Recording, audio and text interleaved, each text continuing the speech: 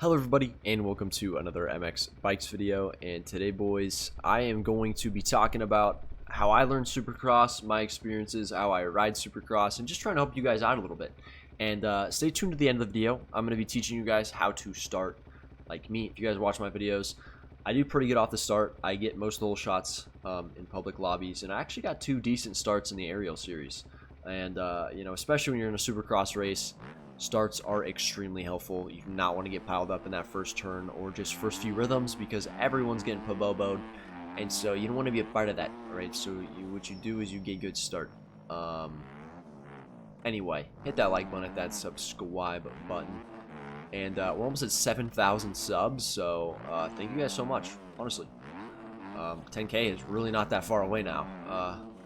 Felt like a impossible thing to reach not too long ago, so the fact that we are literally just almost there and the channel is growing quickly is amazing. So thank you guys so much for that, and let's just get into the video. Let me just talk about stuff. Let's just start with cornering. How do I corner? On this corner here, I'm leaning forward into it, and then I'm leaning back out of it. Mostly that has to do with it being a 180. This corner I'm just leaning back in it. That's a 90-degree corner. So it depends, obviously. You know, it's interesting. In motocross, you know, in these very wide open corners, you're leaning back most of the time. And so like in this corner here, all I did was what am I trying to say here? I lean the opposite way. I'm counter leaning in that corner. In this corner, I'm leaning forward, and then I'm counter leaning out of it. It's just like, it's constantly changing. Like, there is no set formula. And that's for most of the things I'm going to tell you today. Do not study what I'm telling you religiously. It is purely just how I do it. And if you want to learn, you just have to play. I mean, that's #1 advice. But, yeah. Alright. What's next? What's next on the old soupy list? I think we're going to talk about whoops, because the whoop section is coming up here. And then, yeah, I might get to a lot of stuff in this video, to be honest with you. I feel like there's a lot of things I can just kind of give my insight about. So, whoops, gotta get that front wheel down. And right there, I kind of missed. Not missed, but I kind of skimmed whoops 3 and 4. And then the front end kind of just got away from me there. So, let me hit these one more time. And just talk about what I do. The main thing with whoops is entry. Your entry is everything. If you can enter nicely, get through those first 5, the rest are easy. You don't have to do anything. And so I'm entering, I'm getting that front wheel down, and then I'm trying to keep it down. There, I just leaned way too far back. I was trying to save myself there, but maybe in a situation like that, where I kind of make it through halfway, maybe I don't lean at all. I'm just stagnant. And maybe the bike gets me through. I don't know. So let me hit this one more time, and I'm not going to say anything. I'm just going to try to get through it, and then I'll just kind of describe what I did. But again, entry, most important thing by far. That is not the entry you want. So yeah, I did that on purpose, you know, just to show you guys what not to do. You know what I'm saying? What am I doing, dude? I can still hit him. Okay, this is getting cut out. This is getting cut out.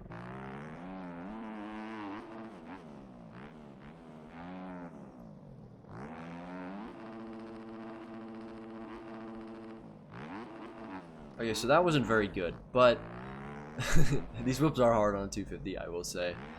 But even if you can get through them like that every lap, you'll be just fine.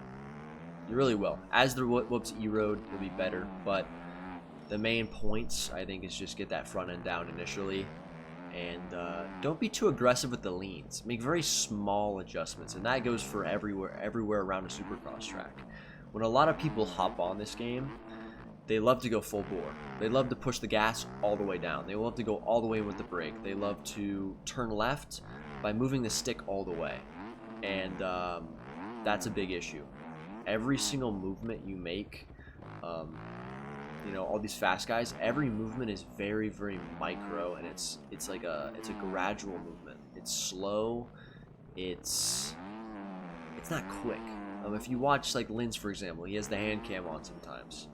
Watch how smooth those sticks are moving.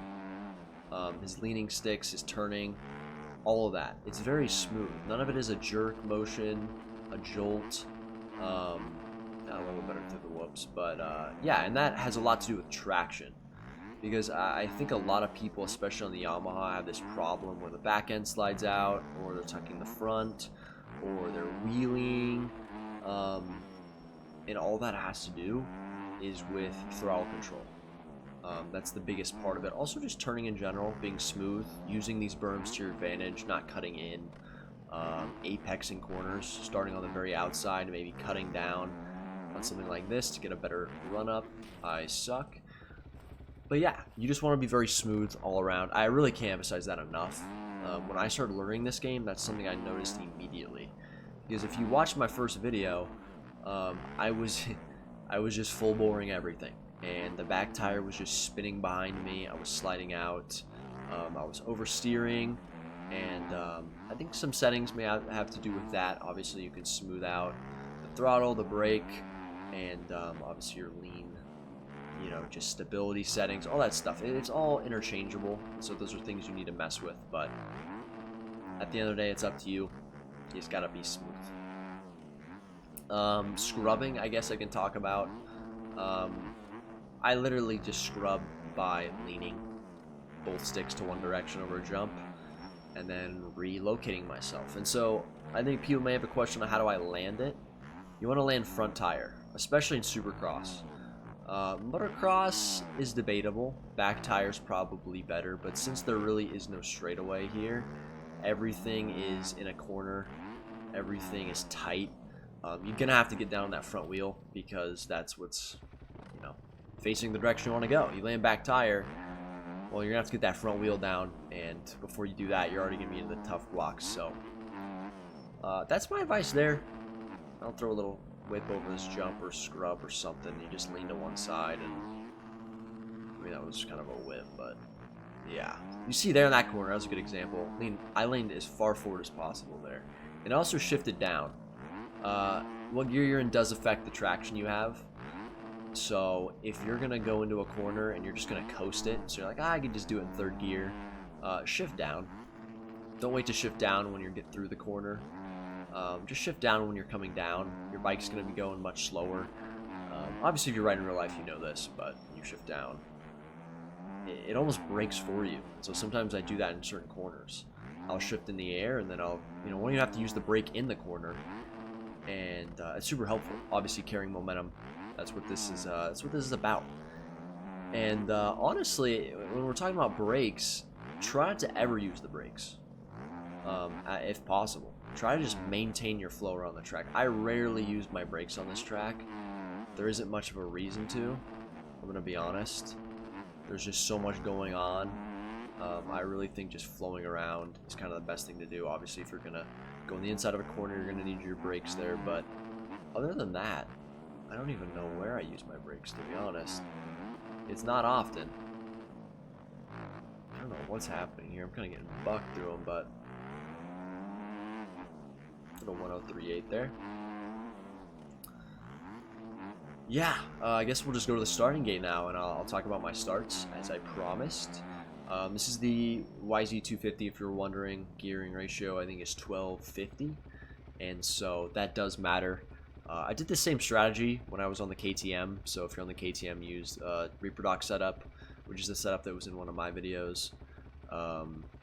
Probably do the same thing, still do well. I still pulled whole shots, but let me just do one here, and just pay attention to the bottom right, my gearing, obviously where I'm leaning. I'll discuss it after I do it, but let me just do one real quick.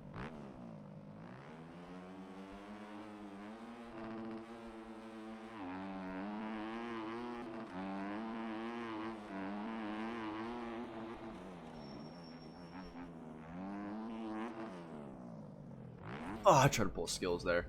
Okay, so you may have noticed initially I didn't launch until my RPMs in the bottom right were yellow. And so I think the first practice you could do is just sit here and hold it at yellow. Get used to that feeling, and that's how I start. And so when I release the clutch when the gate drops, I do not move my gas. I just leave it there, right? It's somewhere in the middle. And so it's not even that the revs maybe help me off the gate, but it gives me that gas starting point that I need to be at when that gate drops. And so at that starting point, my front end isn't going to loop me out. A lot of people make the mistake of doing this.